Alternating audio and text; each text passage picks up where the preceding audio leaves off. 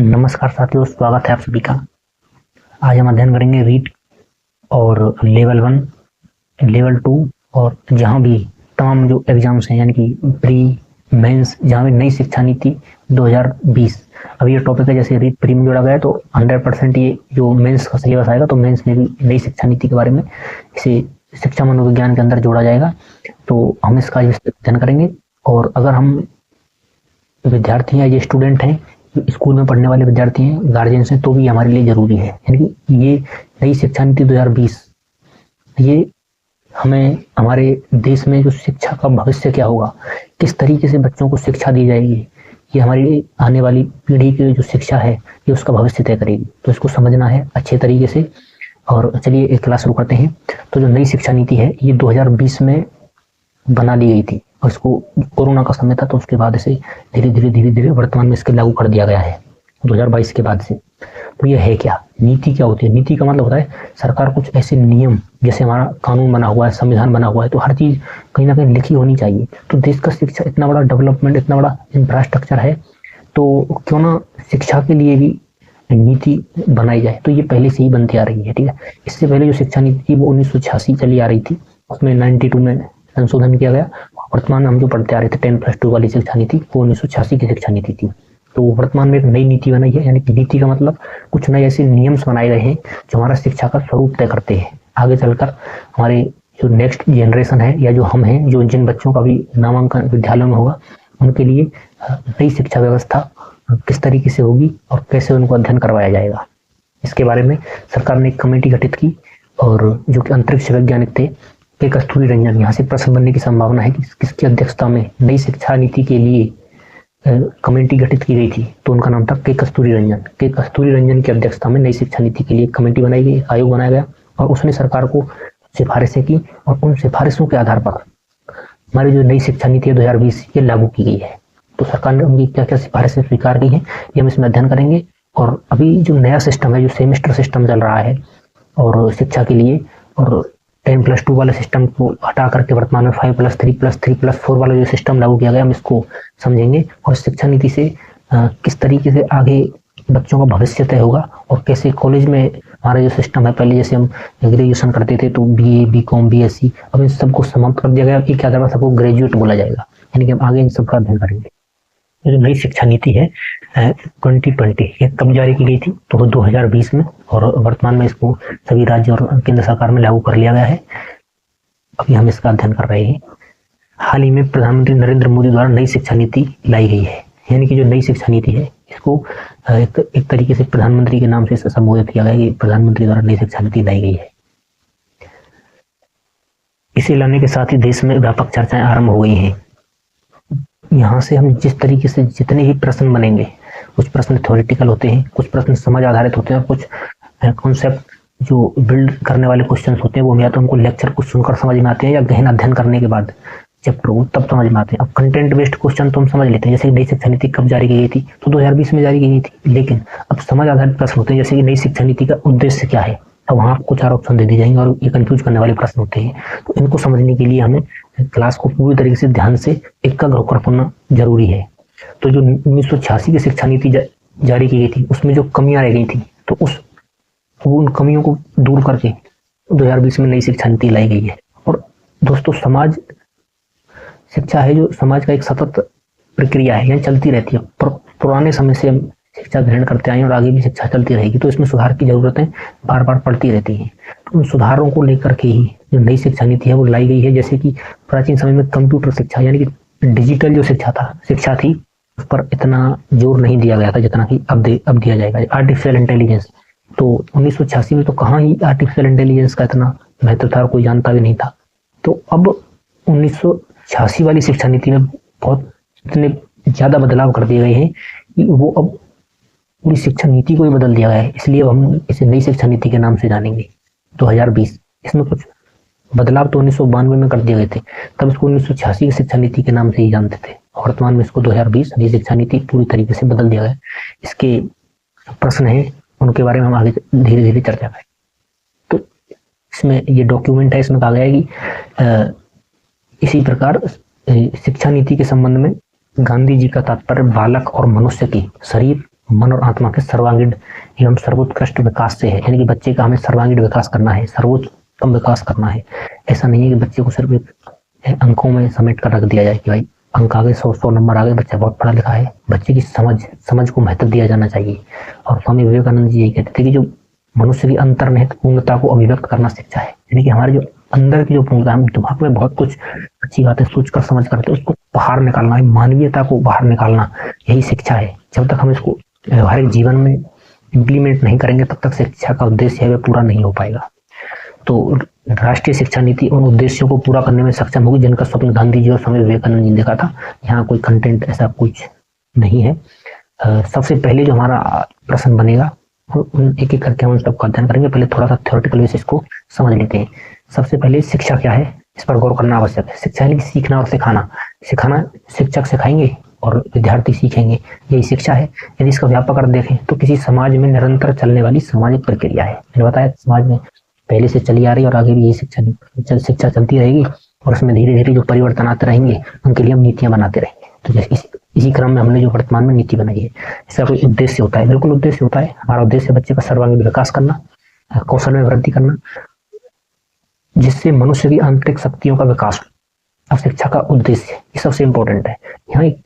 यहाँ एक समझ आधारित इस तरीके का प्रश्न बनने की संभावना है कि मनुष्य की आंतरिक शक्तियों का विकास का व्यवहार को परिष्कृत किया जाता है। आंतरिक शक्तियां होती हैं, उनका विकास किया जाता है। बच्चे के चरित्र का विकास किया जाता है, बच्चे के अनुशासन का विकास किया जाता है, बच्चे की समझ का विकास किया जाता है।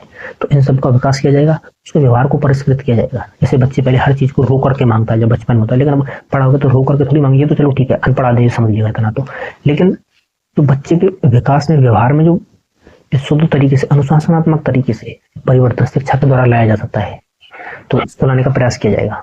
नई शिक्षा नीति 2020 की घोषणा के साथ ही मानव संसाधन मंत्रालय का नाम बदलकर शिक्षा मंत्रालय कर दिया। यहाँ एक प्रश्न ये वेरी वेरी इंपॉर्टेंट है कि नई शिक्षा नीति में जो हमारा वर्तमान में हम जैसे शिक्षा मंत्रालय के नाम से जानते हैं, शिक्षा मंत्रालय, इसे शिक्षा नीति 2020 से पहले हम मानव संसाधन मंत्रालय के नाम से जानते थे। तो मानव संसाधन मंत्रालय का नाम बदलकर शिक्षा मंत्रालय कर दिया गया है 2020 की शिक्षा नीति की घोषणा के साथ ही। इसको रट लेना। यहाँ से ऐसे प्रश्न बन सकता है कि वर्तमान में जो शिक्षा मंत्रालय उसका नाम क्या था, या फिर मानव संसाधन मंत्रालय का नाम बदलकर क्या कर दिया गया है, शिक्षा मंत्रालय कर दिया गया है। और जिसे हम शिक्षा मंत्रालय कहते हैं पहले मानव संसाधन मंत्रालय था।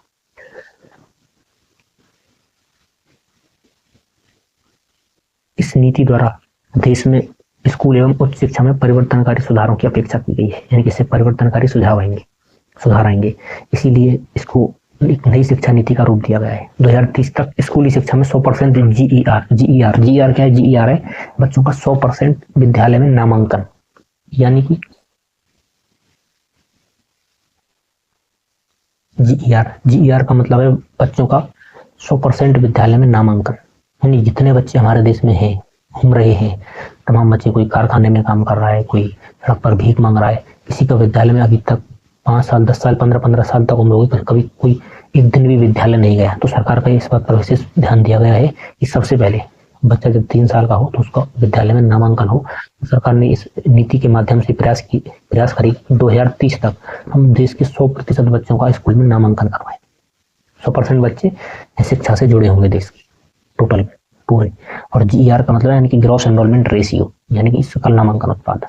कम से कम बच्चा विद्यालय जाए तो सही, आगे विद्यालय में कितना अपनी तरफ खींच पाता है, उसकी कितनी शिक्षा में रुचि बना पाता है, तो ये विद्यालय के ऊपर है। हम महत्वपूर्ण तथ्य इनका अध्ययन करेंगे। अंतिम शिक्षा नीति 1986 में बनाई गई थी। यानी कि जो इससे पहले जो शिक्षा नीति थी वो 1986 में बनाई गई थी, और जो वर्तमान में शिक्षा नीति है वह 2020 में आई है। ये डेट ही बहुत इंपॉर्टेंट है। और 1986 से पहले जो शिक्षा नीति आई थी वो 1968 में आई, 1968 में। और जो 86 वाली शिक्षा नीति है इसमें परिवर्तन 1992 में संशोधन किया गया था। कुछ संशोधन किए गए थे इस नीति में। और वर्तमान यानी कि वर्तमान नीति अंतरिक्ष वैज्ञानिक के कस्तूरी रंजन की अध्यक्षता वाली समिति की रिपोर्ट पर आधारित है। नई नीति है ये के कस्तूरी रंजन की जो अध्यक्षता वाली समिति है इसकी रिपोर्ट पर आधारित है। यानी कि जो मैंने बताया पहले कि जिस तरीके से सरकार ने एक समिति गठित की गई थी कि देश में शिक्षा का भविष्य क्या हुआ, तो उसके अध्यक्ष थे के कस्तूरी रंजन, एक अंतरिक्ष वैज्ञानिक थे। यहाँ से प्रश्न बनने की संभावना है कि किसकी अध्यक्षता में, ये कई बार आ चुका है। कि किसकी अध्यक्षता में नई शिक्षा नीति बनाई गई है, तो के कस्तूरी रंजन की समिति। कौन सी समिति थी? के कस्तूरी रंजन समिति। नई शिक्षा नीति 2020 के तहत 2030 तक सकल नामांकन अनुपात का 100% लाने का लक्ष्य। ये फैक्ट हम पहले समझ चुके हैं। 100% नामांकन का लक्ष्य रखा गया है और के कस्तूरी रंजन की अध्यक्षता। इससे पहले शिक्षा नीति 1986 थी, 1992 में संशोधन कर दिया गया। नई शिक्षा नीति के अंतर्गत देश केंद्र व राज्य सरकार के सहयोग से शिक्षा के क्षेत्र पर जीडीपी के 6% हिस्से सार्वजनिक व्यय का लक्ष्य, यानी कि वर्तमान में हमारी जो कुल जीडीपी है उसका करीब 3% शिक्षा पर खर्च करते हैं। यानी कि जो सरकारी विद्यालय हैं, सरकारी टीचर्स हैं और शिक्षा का जो देश में पूरा संपूर्ण माहौल है उसे बनाने में सरकार करीब 3% शिक्षा पर खर्च करती है। बच्चों को क्या क्या सुविधाएं दी जा रही हैं शिक्षा के लिए, तो सरकार ने कहा है कि नई शिक्षा नीति में हम 6% यानी कि कुल जीडीपी का 6% हम शिक्षा पर खर्च करेंगे। ये एक बहुत बड़ा अमाउंट होता है, यानी कि जस्ट डबल। वर्तमान में सरकार जितना खर्च कर रही है उससे दोगुना खर्च करेगी नई शिक्षा नीति में। इस तरीके की रिकमेंडेशन सरकार ने स्वीकार की है। वर्तमान में 6% हम सेना यानी कि मिलिट्री पर खर्च करते हैं। देश का जो रक्षा बजट है वो करीब 6% के आसपास रहता है, यानी कि शिक्षा पर हम 6% के बराबर धीरे धीरे करके इसको बढ़ाते जाएंगे और 6% तक पहुंचाएंगे। ये सरकार का लक्ष्य है। नई शिक्षा नीति की घोषणा के साथ ही मानव संसाधन और प्रबंधन मंत्रालय का नाम परिवर्तित करके शिक्षा मंत्रालय कर दिया गया है। तो ये फैक्ट के बारे में हम पहले से पढ़ चुके हैं। शिक्षा मंत्रालय किसका नाम बदल कर दिया गया? मानव संसाधन एवं प्रबंधन मंत्रालय, ह्यूमन रिसोर्स डेवलपमेंट, MHRC। राष्ट्रीय शिक्षा नीति के बिंदु। नई शिक्षा नीति यह 5+3+3+4 डिजाइन वाले शैक्षणिक संरचना का प्रस्ताव किया गया है, यानी कि 3 से 18 वर्ष की आयु वाले बच्चों। पहले क्या था कि जिस बच्चे की आयु 6 वर्ष होती थी उसको शिक्षा में नामांकन दिया जाता था, लेकिन वर्तमान में इस नीति के अनुसार 3 वर्ष की उम्र से ही बच्चे को विद्यालय भेजना शुरू कर दिया जाएगा, यानी कि LKG, UKG। और जब बच्चा करीब ये जो 5 वाला सिस्टम है, 5 वाला ये जब समाप्त होगा, जब बच्चा क्लास सेकंड में आ जाएगा, यानी बच्चा दूसरी क्लास पास कर लेगा, तब ये 5 सिस्टम समाप्त हो जाएगा। इसके बाद फिर ये नेक्स्ट 3, ये नेक्स्ट 3 और ये 4 शुरू। जैसे हम वर्तमान में 10+2 पढ़ते हैं, 10+2 यानी कि 10वीं तक की शिक्षा, फिर उसके बाद 2 यानी 11th 12th। वैसे ये सिस्टम रहेगा। 5 का मतलब है क्लास LKG, UKG, नर्सरी वगैरह, फर्स्ट और सेकंड। इसे फाउंडेशन सिस्टम बोला जाएगा। आगे समझते हैं। 5 वर्ष की फाउंडेशन स्टेज। फाउंडेशन स्टेज यानी कि 3 साल का प्री प्राइमरी, जो कि नर्सरी, LKG, UKG होता है, और प्री प्राइमरी और ग्रेड 1 और 2 क्लास फर्स्ट और सेकंड है। तो ये 5 सिस्टम, ये जो फर्स्ट 5 है ये समाप्त हो जाएगा। और इसमें एक नई बात, फाउंडेशन स्टेज होगी, इसमें बच्चे की कोई एग्जाम नहीं लिया जाएगा किसी भी तरीके का, तो उसको फ्री माइंड रखा जाएगा। पूरी तरीके से बच्चे का फाउंडेशन तैयार किया जाएगा। उसको विद्यालय आने के लिए एक तरीके से लालची बनाया जाएगा। बच्चे को विद्यालय से, हमारे टाइम पर पहले पढ़ते थे तो बच्चे में विद्यालय के नाम पर एक खूबिया होता था कि भाई स्कूल से डरता था पहले। एक बार तो एक छोटी सी कहावत है कि एक बच्चा अपने पिता के साथ स्कूल में जा रहा था, तो रास्ते में उसको एक व्यापारी मिलता है जो कि बकरे खरीद करके ले जा रहा था। तो बकरा पीछे की तरफ खींचा चला जा रहा था। बकरा पीछे खींच रहा था और व्यापारी उसको आगे की तरफ खींच रहा था, कि कसाई खींच रहा था तेज तरीके से। तो बच्चे ने पूछा, पिताजी मतलब ये कहाँ, क्यों खींच रहा है इसको? तो पिताजी ने कहा कि ये इसको व्यापारी और खींच करके ले जा रहा है। ओ, ये कहाँ ले जा रहा है? बोला ये कसाई है और इसको ये मारेगा, ये करेगा। अच्छा। तो बच्चे ने जवाब दिया कि मैं सोच रहा था कि इसको स्कूल ले जाया जा रहा होगा। इस तरीके का सिस्टम था पहले। 3 वर्ष का क्या लिख दिया ये, 3 वर्ष का प्रिपरेटरी स्टेज। प्रिपरेटरी स्टेज का मतलब है कि इसके बाद अब जब बच्चा स्कूल में बैठ जाएगा, उसके बाद 5 वर्ष विद्यालय में फर्स्ट और सेकंड क्लास को पास कर लेगा। उसके बाद जब बच्चा क्लास 3rd में आएगा, यहाँ से उसका एग्जाम शुरू कर दिया जाएगा।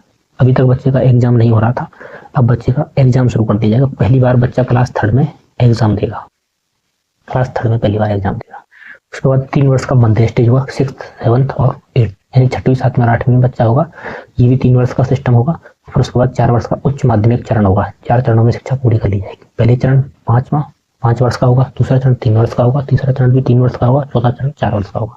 तो पहले चरण में एग्जाम नहीं होगा, नर्सरी बच्चे को सिर्फ खिलाया जाएगा। दूसरे चरण में बच्चे को, यानी कि सेकंड स्टेज में बच्चे को एग्जाम, पहली बार एग्जाम दिलवाया जाएगा क्लास 3rd के अंदर, यानी 3री, 4थी और 5वीं। और फिर तीसरे चरण में 6वीं, 7वीं और 8वीं बच्चे को किसी भी क्षेत्रीय भाषा में शिक्षा का मौका देते, क्षेत्रीय भाषा में अध्ययन करना हो। अपने देश की भाषा या कोई लोकल लैंग्वेज या क्षेत्रीय भाषा 6th 7th और 8th। फिर 4 वर्ष का 9th 10th और 11th 12th। अब क्या सिस्टम कर दिया गया है, हिस्ट्री में भी परिवर्तन किया गया है पूरे तरीके से। नई शिक्षा नीति 2020 के तहत HHRO द्वारा बुनियादी साक्षरता और संख्यात्मक ज्ञान पर एक राष्ट्रीय मिशन की स्थापना का प्रस्ताव किया गया है। 3 स्तर तक के बच्चों के लिए आधारभूत कौशल सुनिश्चित किया जाएगा। ये वही सिस्टम है NEP 2020। 5 तक की शिक्षा में मातृभाषा स्थानीय क्षेत्रीय भाषा के अध्ययन के माध्यम से रूप में अपनाने पर बल दिया जाएगा। यानी कि जब बच्चा 5 तक रहेगा तब तक उसको अपनी मातृभाषा, जिस भाषा में बच्चा बातचीत करता है बोलता है, उसी भाषा में उसको शिक्षा उपलब्ध करवाई जाएगी। और कक्षा 8 और उससे आगे की शिक्षा के लिए प्राथमिकता देने की सुझाव दिया गया है। यानी मातृभाषा को कक्षा 8 और आगे उसमें सुझाव दिया गया है कि उसको बच्चे की जो शिक्षा है वो मातृभाषा में करवाई जाएगी। कक्षा 8 या उससे आगे भी करवाई जा सकती है। स्कूली और उच्च शिक्षा के जो छात्र हैं उनको संस्कृत और अन्य प्राचीन भारतीय भाषाओं का विकल्प उपलब्ध होगा, परंतु किसी भी छात्र पर भाषा के चुनाव की बाध्यता नहीं होगी। यानी ऐसा नहीं है कि संस्कृत जरूरी है आपको पढ़ना, संस्कृत की बाध्यता नहीं होगी किसी भी भाषा, अपनी मर्जी से कोई भी एक भारतीय भाषा, संस्कृत अन्य प्राचीन भारतीय भाषाएं, मैथिली है, पाली है, प्राकृत है, उर्दू है, फारसी उर्दू है, किसी भी भाषा में आप शिक्षा अध्ययन करते हैं। अब आएगी शारीरिक शिक्षा। सभी स्तरों पर छात्रों को बागवानी सिखाई जाएगी, खेलकूद, योग, नृत्य, मार्शल आर्ट, ये सब चीजें सिखाई जाएंगी और शारीरिक गतिविधियां वगैरह में बच्चा भाग ले सके और बच्चे को मजबूत बनाने का प्रयास किया जाएगा। आगे पाठ्यक्रम और मूल्यांकन संबंधी सुधार किए गए हैं इस नीति में, क्योंकि व्यवसायिक शैक्षणिक विषयों पाठ्यक्रम पाठ्येतर गतिविधियों के बीच बहुत अधिक अंतर नहीं होगा। यानी कि अब आपको जो कला है और विज्ञान है और व्यवसायिक और शैक्षणिक विषयों के पाठ्यक्रम व पाठ्येतर गतिविधियों के बीच बहुत, यानी कि जैसे पहले हम मैथ से शिक्षा पढ़ करते थे, मैथ साइंस वाला अलग होता था और बायोलॉजी वाला अलग, आर्ट्स वाला अलग। अब ऐसा सिस्टम नहीं। अगर अब आपको मैथ पसंद है तो आप मैथ पढ़िए, मैथ के साथ अगर आपको ज्योग्राफी पसंद है तो मैथ और ज्योग्राफी साथ में लेकर पढ़ा। आर्ट्स में आर्ट्स के कुछ विषय, साइंस के विषय आप साथ में मिलाकर एक साथ लेकर के भी पढ़ सकते हो। ये नई शिक्षा नीति है। कक्षा 6 से ही शैक्षणिक पाठ्यक्रम में व्यवसायिक शिक्षा को शामिल कर दिया जाए। यानी जो व्यवसाय है, अभी तो 12th तक करीब 10वीं क्लास तक हम ये नहीं समझ पाते कि व्यवसाय क्या है, सिर्फ उसकी परिभाषा। लेकिन अब वर्तमान में इस पर इतना अधिक फोकस किया गया है कि कक्षा 6 से इनको व्यावसायिक शिक्षा दी जाएगी। राष्ट्रीय शैक्षिक अनुसंधान प्रशिक्षण परिषद यानी कि NCERT द्वारा स्कूली शिक्षा के लिए एक राष्ट्रीय कार्यक्रम और रूपरेखा तैयार की जाएगी। किस तरीके से देश में स्कूलों में शिक्षा दी जाएगी। 10वीं और 12वीं परीक्षा में बदलाव किया जाएगा। सेमेस्टर और बहुविकल्पीय प्रश्न आदि जैसे सुधारों को क्योंकि 10वीं और 12वीं में जो शिक्षा होती है उसमें हम अभी क्या करते हैं, जैसे मार्च में एग्जाम होने हैं तो जनवरी से पढ़ना शुरू करते हैं। अब सेमेस्टर सिस्टम शुरू कर दिया जाएगा। अब क्या किया जाएगा, बच्चे की वर्ष में 2 बार परीक्षा होगी। जैसे 2 बार तो अभी भी होती है हाफ ईयरली, लेकिन आगे क्या होगा कि हाफ ईयरली जो परीक्षा है वो एक तरीके से बोर्ड परीक्षा मानी जाएगी। उसके आधे मार्क्स हाफ ईयरली में होगी और आधे मार्क्स जो पूरा साल खत्म हो जाएगा तब। तो जैसे 100 नंबर का एग्जाम है, 100 नंबर ऊपर 100 अंक आपको लाने हैं तो 50 अंक का पेपर वो हाफ ईयर में हो जाएगा और 50 का बाद में। तो दोनों के मार्क्स जोड़ करके आपको जो कुल परसेंटेज है तब बनेगी। ऐसा नहीं है कि एक बार में पढ़ लीजिए और बना लीजिए। सेमेस्टर सिस्टम ताकि बच्चों को पढ़ाई से जुड़े रहें, इस वजह से इस सिस्टम को लागू किया जाएगा। कॉलेज और स्कूल सब में रहेगा। छात्रों को प्रगति मूल्यांकन के लिए एक परख नामक एक राष्ट्रीय आकलन केंद्र की स्थापना की जाएगी। यानी जो परख है ये बच्चों की जांच करता रहेगा कि बच्चे कितना सीख रहे हैं और कितना नहीं सीख रहे हैं। आगे यही है कि बच्चों के जो मूल्यांकन और छात्रों को भविष्य से जुड़े निर्णय लेने में सहायता करने के लिए कृत्रिम बुद्धिमत्ता मतलब आर्टिफिशियल इंटेलिजेंस का उपयोग किया जाएगा। आप आर्टिफिशियल इंटेलिजेंस के बारे में एक अलग तरीके से यूट्यूब पर सर्च मार के समझ सकते हैं। बस यहाँ हम केवल इतना समझ सकते हैं, ये एक एल्गोरिथम है इस तरीके से कि जो दुनिया की सारी नॉलेज है उसको एक सॉफ्टवेयर डेवलप कर दिया गया। उसको डालकर आप उससे कुछ भी पूछोगे वो सब कुछ जवाब देने के लिए तैयार है। पूरी नॉलेज अब अलग अलग तरीके से, जैसे गूगल पर हम डालते हैं तो वो अलग अलग वेबसाइट खोल देता है और उनके माध्यम से हमको फिर उसको ढूंढना पड़ता है। लेकिन आर्टिफिशियल इंटेलिजेंस कुछ भी निर्णय लेने में सक्षम है, तो इसका उपयोग किया जाएगा कृत्रिम बुद्धिमत्ता का। एक तरीके से आदमी का दिमाग से भी बहुत ऊपर बना दी गई है। शिक्षा व्यवस्था से संबंधित सुधार, प्रदर्शन आकलन के आधार पर पदोन्नति। राष्ट्रीय अध्यापक शिक्षा परिषद द्वारा 2022 तक शिक्षकों के लिए राष्ट्रीय व्यवसायिक मानक बनाए जाएंगे। यानी कि अलग से NPST का विकास किया जाएगा। NCERT के परामर्श के आधार पर अध्यापक शिक्षा हेतु राष्ट्रीय पाठ्यचर्या की रूपरेखा का विकास किया जाएगा। यानी कि नया जो पाठ्यक्रम है वो बनाया जाएगा। और 2020 तक अध्यापन के लिए न्यूनतम डिग्री योग्यता 4 वर्षीय एकीकृत B.Ed डिग्री का होना अनिवार्य किया जाएगा। अब जो B.Ed सिस्टम है, अगर आपको स्कूल में अध्यापन करवाना है, पढ़ाना है, तो 2030 तक आपको ये जो कम से कम योग्यता है वो आपको 4 वर्षीय B.Ed होना जरूरी है। ये सिस्टम अभी लागू किया जाएगा, हालांकि अभी इसको नहीं किया गया है। 2030 तक धीरे धीरे जिसके पास एकीकृत यानी कि 4 वर्ष का जो बीएड है वही अध्यापन करा सकता है। ये इस बारे में कहा गया। न्यू एजुकेशन पॉलिसी 2020 के तहत शिक्षण संस्थानों में सकल नामांकन अनुपात यानी कि जो 26.3% वर्ष 2018 से बढ़ाकर 50% तक करने का अनुमान है। क्रॉस एनरोलमेंट रेशियो उच्च शिक्षा में, उच्च शिक्षा यानी जो कॉलेजों में जो शिक्षा दी जाती है उसमें जो नामांकन अनुपात है उसे 50% करने का लक्ष्य है। जिस तरीके से स्कूली शिक्षा में 100% और यहाँ 50%, यानी कि हमारे जो वर्तमान में जो 26.3% रेशियो है, जो जितने बच्चे 12th पास करते हैं उसके करीब 25% ही कॉलेज में अपना नामांकन करवाते हैं। आगे चलकर इसको 50% किए जाने का लक्ष्य है। और इसके साथ ही देश में उच्च शिक्षण संस्थानों में 3.5 करोड़ नई सीटों को जोड़ा जाएगा, यानी कि 3.5 करोड़। अभी बच्चा भी क्या करे जब कॉलेज में एडमिशन ही नहीं मिल रहा, तो इसलिए कॉलेजों की सीटों में वृद्धि की जाएगी। नई एजुकेशन पॉलिसी, इसके तहत स्नातक पाठ्यक्रम में मल्टीपल एंट्री और एग्जिट व्यवस्था को अपनाया गया है। मल्टीपल एंट्री यानी कि जैसे आप अभी बीए कर रहे हो और आप फर्स्ट ईयर में हो और आपने फर्स्ट ईयर करने के बाद छोड़ दिया तो आपको दोबारा से बीए करनी होती है, लेकिन नई सिस्टम में ये नहीं होगा। तब क्या होगा, आप फर्स्ट ईयर में छोड़ रहे हो तो आपको फर्स्ट ईयर का सर्टिफिकेट मिल जाएगा, सेकंड ईयर में छोड़ रहे हो तो आपका एक डिप्लोमा का सर्टिफिकेट मिलेगा, और थर्ड ईयर में छोड़ रहे हैं तो आपको डिग्री का सर्टिफिकेट मिलेगा, और जब आप 4 साल कंप्लीट करके छोड़ रहे हैं तो आपको शोधार्थी का सर्टिफिकेट मिलेगा, रिसर्चिस्ट का। इस तरीके से इसको डेवलप किया गया। जैसे कि आपने 2 साल पढ़ाई कर ली, आपका मन नहीं आपने छोड़ दिया, तो 2 साल की आपके काम आएगी। आप 2 साल का सर्टिफिकेट दिखाकर कहीं भी उसको उपयोग में ले सकते हो। और जब कभी 4 साल 5 साल बाद आपका दोबारा पढ़ाई का मन करे तो 2 साल के सर्टिफिकेट से आगे की आप पढ़ाई कर सकते हो। अब जब अगर आपने 1 साल पढ़ाया तो 1 साल काम आएगा, 2 साल पढ़ाया 2 साल का, 3 तो 3, 4 का 4। अब सिस्टम ये नहीं है कि 2 साल करने के बाद आपने बीए छोड़ दिया तो फिर आपको शुरू से करना होगा, ऐसा नहीं है। ये इसमें परिवर्तन किया गया, बहुत ही कहा जाए तो बहुत ही सराहनीय कार्य है। बच्चा इसे खूब इसको मोटिवेशन मिलेगा इससे। तो इसके तहत 3 वर्ष 4 वर्ष स्नातक कार्यक्रम में छात्र कई स्तरों पर पाठ्यक्रम को छोड़ सकेंगे, उन्हें उसी के अनुरूप डिग्री या प्रमाण पत्र प्रदान किया जाएगा। 1 वर्ष के बाद प्रमाण पत्र, 2 वर्ष के बाद एडवांस डिप्लोमा, 1 वर्ष के बाद आपको प्रमाण पत्र मिलेगा, सर्टिफिकेट, 2 वर्ष के बाद आपको एडवांस डिप्लोमा, 3 वर्ष के बाद स्नातक की डिग्री, और 4 वर्ष के बाद शोध के साथ स्नातक। तो ये सिस्टम है समझने के लिए। विभिन्न उच्च शिक्षण संस्थानों को प्राप्त अंकों या क्रेडिट को डिजिटल रूप से सुरक्षित रखने के लिए एक एकेडमिक बैंक ऑफ एक्सीलेंस की स्थापना की जाएगी।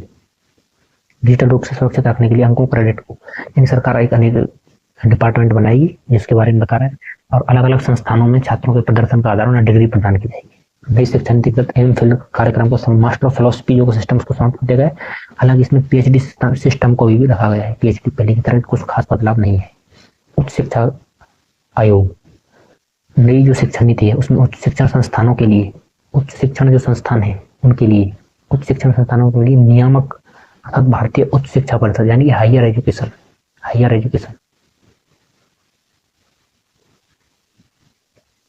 उच्च शिक्षा परिषद की परिकल्पना की गई है। एक हायर एजुकेशन कमीशन बनाया जाएगा। इसमें विभिन्न भूमिकाओं को पूरा करने के लिए कार्यक्रम होंगे। भारतीय उच्च शिक्षा चिकित्सा आयोग कानूनी शिक्षा को छोड़कर और शिक्षा के क्षेत्र के लिए एक निकाय के रूप में कार्य करे। HECI के कार्यों के प्रभावी निष्पादन हेतु 4 निकाय।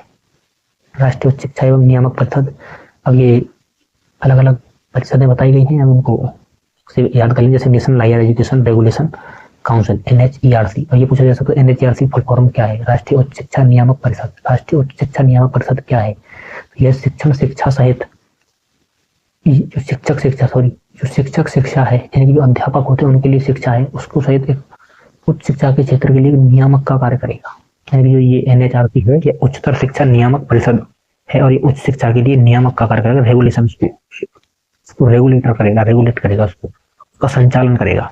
सामान्य शिक्षा परिषद, एक जनरल एजुकेशन काउंसिल, एक होगी GEC, एक होगी NHERC और एक होगी GEC जनरल एजुकेशन काउंसिल। है उच्च शिक्षा कार्यक्रमों में लिए अपेक्षित सीखने के परिणामों का ढांचा तैयार करेगा, अर्थात उनके मानक निर्धारण करेगा। उच्च शिक्षा कार्यक्रमों के लिए सीखने के परिणामों का ढांचा तैयार, अलग अलग काउंसिल हैं, अलग अलग आयोग बनाए गए हैं, और ये शिक्षा में अलग अलग सुधार करने के लिए कार्य करें। और राष्ट्रीय प्रत्यायन परिषद यानी कि नेशनल एक्रीडिएशन काउंसिल NAC, यह संस्थानों के प्रत्यायन का कार्य करेगा और उनको बुनियादी मानदंडों, सार्वजनिक स्वीकृति, सुशासन परिणामों पर आधारित हो। यानी कि अब सिस्टम अलग अलग रहेगा। बच्चों के लिए पाठ्यक्रम अलग आयोग बनाएगा, उनके लिए नई रणनीति क्या बनानी है इसके लिए अलग कार्य करेगा, उनको रेगुलेट कैसे करना है विद्यालयों उसके लिए अलग कार्य करेगा। अलग अलग इसी के अंदर एक अलग अलग परिषद बनाई गई, सबका काम अलग अलग हो।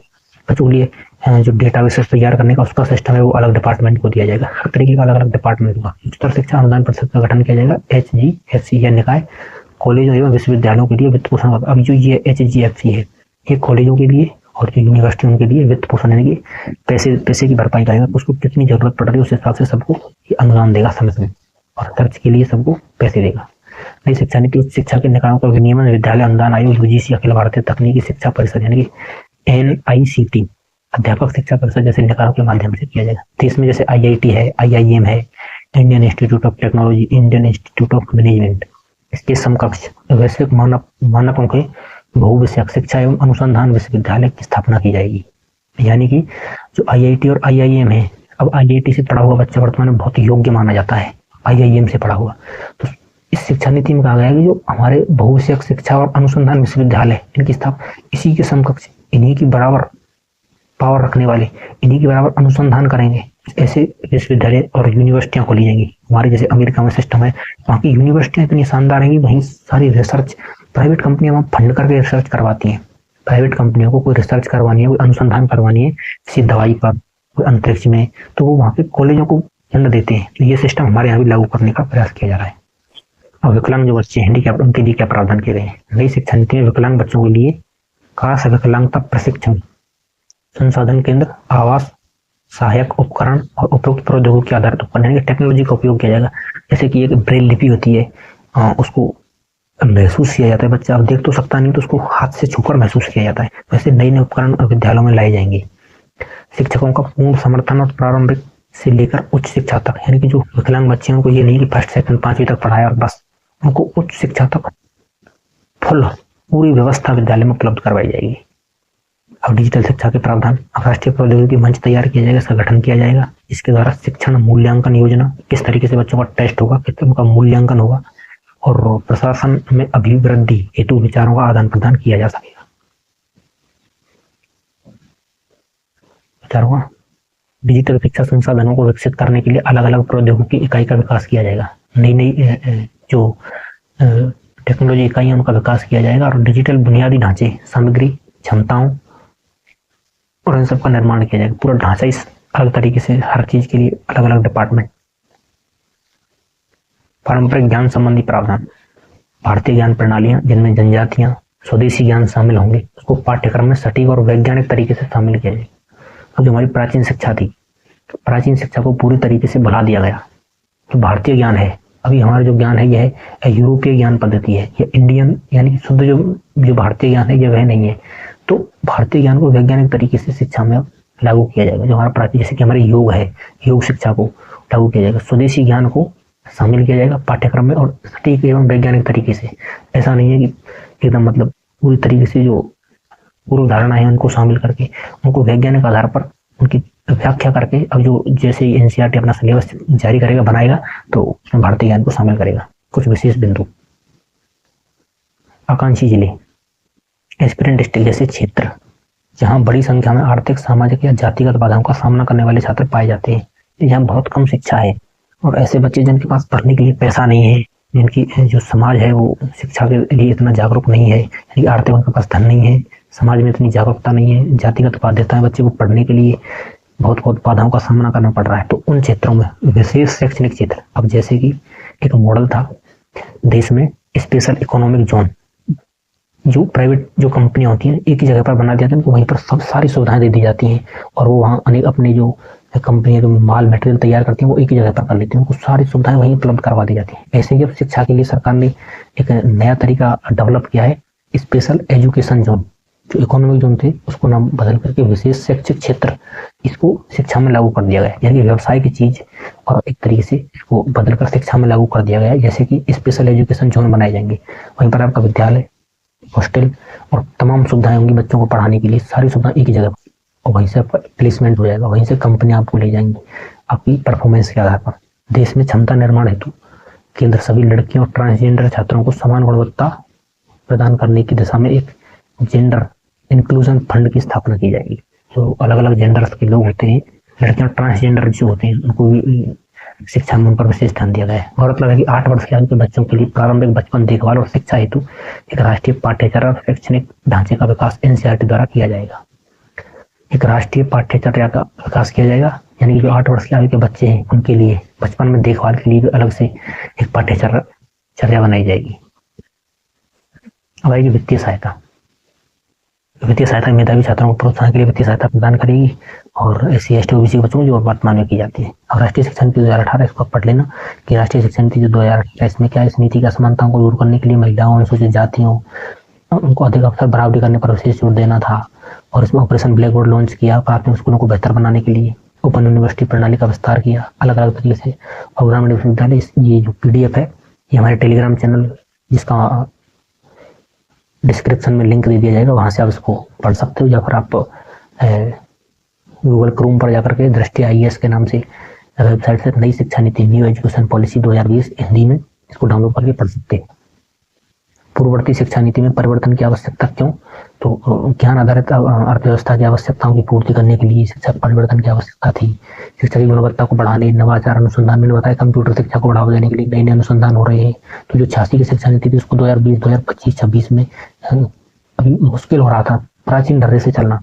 तरीके से पूरा समाज बदल गया, पूरी टेक्नोलॉजी बदल गई, तो शिक्षा में बदलाव की बहुत जरूरत थी और उसको बदल दिया। नई शिक्षा नीति की चुनौतियां क्या है? राज्यों का सहयोग। अब ये यहाँ समस्या, और ये शिक्षा नीति लागू की है केंद्र ने, सेंट्रल में जो गवर्नमेंट है, जो राज्य में अगर अलग दूसरी गवर्नमेंट है तो वो इसको अपना करने से भी समस्या उत्पन्न कर रही है। तो इसमें क्या है, शिक्षा एक समवर्ती विषय है, यानी कि इस पर राज्य और केंद्र को बराबर अधिकार है और राज्यों के अपने स्कूल बोर्ड है। तो इसलिए इस फैसले के वास्तविक कार्यान्वयन हेतु राज्य सरकारों को सामने आना होगा। साथ ही शीर्ष नियंत्रण संगठन के तौर पर एक राष्ट्रीय उच्चतर शिक्षा नियामक परिषद को लाने संबंधी विचार राज्यों द्वारा विरोध हो सकता है, और राज्य जो विरोध करेंगे, वर्तमान में इसको कर ही लिया है वो सभी राज्यों ने, तो उसकी खास इतनी समस्या नहीं है। महंगी शिक्षा, हाँ, नई शिक्षा नीति विदेश जो विश्वविद्यालयों में प्रवेश का मार्ग प्रशस्त किया गया है। इसमें कहा गया कि जो विदेशी टॉप 50 यूनिवर्सिटी है, टॉप 50 जो विदेशी यूनिवर्सिटी है वो अब हमारे देश में अपने आप कैंपस खोल सकते हैं। तो विदेशी यूनिवर्सिटी का तो भाई खर्चा बहुत होता है, तो इसमें इस पर ये इसकी कमियां बताई गई हैं। तो महंगी शिक्षा में ठीक है, तो वो इंडिया, इसका तो समाधान ये है कि अपने जो इंडियन यूनिवर्सिटी है वो विदेशी यूनिवर्सिटियों की बराबरी करने के लिए ज़्यादा मेहनत करेंगे। अगर यहाँ विदेशी यूनिवर्सिटियाँ आएंगी तो जो सक्षम है वो पढ़ेंगे, वो नहीं तो जो सक्षम नहीं है वो नहीं पढ़ेंगे। विभिन्न शिक्षाविदों का मानना है कि विदेशी विश्वविद्यालयों में प्रवेश से भारतीय शिक्षण व्यवस्था महंगी होने की आशंका जताई जा रही है। और दूसरा है शिक्षा का संस्कृतिकरण, यानी दक्षिण भारतीय राज्यों का यह आरोप है कि त्रिभाषा सूत्र से सरकार शिक्षा का संस्कृतिकरण करने का प्रयास कर रही है। जो दक्षिणवासी राज्य हैं इसलिए विरोध कर रहे हैं कि इस पर अंग्रेजी पर फोकस, हालांकि इसमें इंग्लिश मीडियम के बारे में मना नहीं किया गया है। इसमें कहा गया है कि अपनी पर्सनल जो लैंग्वेज है, जब बच्चा पढ़ेगा 5वीं 6वीं क्लास में तो क्षेत्रीय भाषा में पढ़ाई करेगा और आगे अपनी मर्जी से कोई सी भाषा पढ़ेगा। लेकिन कुछ जो दक्षिण भारतीय राज्य है वो इसका विरोध कर रहे हैं। फंडिंग संबंधी जांच या अपर्याप्तता होना, कुछ राज्यों में अभी भी शुल्क संबंधी विनियमन मौजूद है, लेकिन ये प्रक्रियाएं असीमित दान के रूप में मुनाफाखोरी पर अंकुश लगाने में असमर्थ है। तो ये इसकी तमाम कमियां हैं, इनको आगे पढ़ लेना PDF से। वित्त पोषण सुनिश्चित होगा, 6% खर्च करने की इच्छा शक्ति कितनी सशक्त है। अब जो 6% खर्च करना के बारे में बात कही गई है, तो ये कह रहा है कि वित्त पोषण का सुनिश्चित होना इस बात पर निर्भर करेगा कि शिक्षा पर सार्वजनिक व्यय के रूप में GDP की प्रस्तावित 6% खर्च की इच्छा शक्ति। अब यदि सरकार ने कह तो दिया कि 6% से खर्च करेंगे और सरकार अभी तक 3% पर अटकी हुई है, 3% ही सिर्फ 3% खर्च किया जाए और 6% पर सरकार पहुंचे ही नहीं, तो फिर पूरा ढांचा ही परिवर्तित बदल जाएगा। पूरा शिक्षा का जो उद्देश्य नीति का मतलब ही क्या रह जाएगा, जब पूरा फंड ही नहीं हो पाएगा। तो इस बात पर विशेषज्ञों ने जोर दिया कि अगर 6%, ये देखना होगा कि कितनी जल्दी GDP का 6% शिक्षा पर खर्च करना सरकार शुरू कर देगी। और मानव संसाधन का अभाव, वर्तमान में जो शिक्षा है उसमें मानव यानी कि जो शिक्षक हैं उनकी पर्याप्त होना जरूरी है। जब शिक्षा में मानव संसाधन ही नहीं है, टीचर ही नहीं है प्रॉपर, तो कैसे शिक्षा होगी। वर्तमान में प्रारंभिक शिक्षा के क्षेत्र में कुशल शिक्षकों का अभाव है। कुशल शिक्षक यानी प्रशिक्षित शिक्षक हैं और वो जरूरी है। ऐसे में राष्ट्रीय शिक्षा नीति 2020 के तहत प्रारंभिक शिक्षा की व्यवस्था क्रियान्वयन में व्यवहारिक समस्या भी है। ये व्यवहारिक समस्या है कि प्रॉपर टीचर होने चाहिए, भाई टीचर नहीं तो निष्कर्ष क्या है, केंद्रीय मंत्रिमंडल ने 21वीं सदी के भारत की जरूरतों को पूरा करने के लिए भारतीय शिक्षा प्रणाली में बदलाव हेतु जिस नई राष्ट्रीय शिक्षा नीति 2020 को मंजूरी दी है, उसका क्रियान्वयन सफल तरीके से होता है तो अगर ये नीति सफल रही तो भारत को विश्व के अग्रणी देशों के समकक्ष चली जाएगी। यानी भारत को शिक्षा के क्षेत्र में बहुत ही अग्रणी देशों में लाकर के खड़ा कर देगी कुछ ही वर्षों में। नई शिक्षा नीति 2020 के तहत 3 साल से 18 साल तक के बच्चों को शिक्षा का अधिकार, यानी कि जो कानून है इसके अंतर्गत रखा गया 2009 के जो शिक्षा का अधिकार कानून है। 34 वर्षों पश्चात आई इस शिक्षा नीति का उद्देश्य सभी छात्रों को उच्च शिक्षा प्रदान करना है। सभी छात्रों को, यानी कि कॉलेजों में भी उनका नामांकन हो। इसका लक्ष्य 2025 तक पूर्व प्राथमिक शिक्षा यानी 3 से 6 तक की आयु को सार्वभौमिक बनाना है। 3 से 6 वर्ष की जो आयु को बच्चा 3 वर्ष का हो, स्कूल में बैठना, स्कूल जाना शुरू कर दे। स्नातक शिक्षा में AI का उपयोग किया जाएगा, artificial intelligence, 3D machine, 3D के माध्यम से जब हम पढ़ाई करते हैं तो दिमाग में स्थायी हो जाती है, इसलिए 3D का उपयोग किया जाएगा। डेटा का विश्लेषण किया जाएगा। जैव प्रौद्योगिकी आदि के क्षेत्रों में समावेशन से अत्याधुनिक शिक्षा क्षेत्रों में भी कुशल पेशेवर तैयार होंगे। जो हमारे देश में अभी ये विदेशी जो लोग जो विदेशी देश हैं, उनका यही कहना रहता है कि इंडिया के लोग कुशल नहीं है। लोग तो बहुत हैं पर कुशल नहीं, तो उनको कुशल बनाने का शिक्षा नीति में प्रयास किया जाएगा और युवाओं को रोजगार की क्षमता की वृद्धि होगी। वर्तमान में जो हमारे देश के युवा हैं उनमें रोजगार के लायक स्किल्स नहीं है, अभी भी बहुत अंग्रेजी से जूझ रहे हैं, तो कुछ से कार्य करने का तरीका नहीं है, तो उसमें वृद्धि की जाएगी और बच्चे की जो व्यावसायिक जो शिक्षा है वो कक्षा 6 से ही शुरू कर दी जाएगी। तो नई शिक्षा नीति वर्तमान में हमारी यही समाप्त होती है। नई शिक्षा नीति वर्तमान में यही समाप्त होती है। अगर उसे अच्छा लगा हो तो उसे लाइक करना, शेयर करना, और ये जो PDF है शिक्षा नीति, इसे आप हमारे टेलीग्राम चैनल से ले सकते हैं, नहीं तो सर्च कर सकते हैं। दृष्टि IAS की ये PDF है, इसको जो सरकारी डॉक्यूमेंट है उसको बहुत शॉर्ट तरीके से 5-6 पेज में कवर किया गया है। उसको पूरा पढ़ के जो मैंने आपको एक तरीके से समझाया है, इससे बाहर क्वेश्चन नहीं जाएगा। और इसमें जो फैक्ट है मतलब वो आपको पढ़ लेना अच्छे तरीके से, ये किस मॉडल पर आधारित है, इसके अध्यक्ष कौन थे, जितने भी आयोग हैं इनकी फुल फॉर्म क्या है, और जो 5+3+3+4 मॉडल है ये भी कई बार पूछा जा चुका है। ठीक है, थैंक यू, धन्यवाद।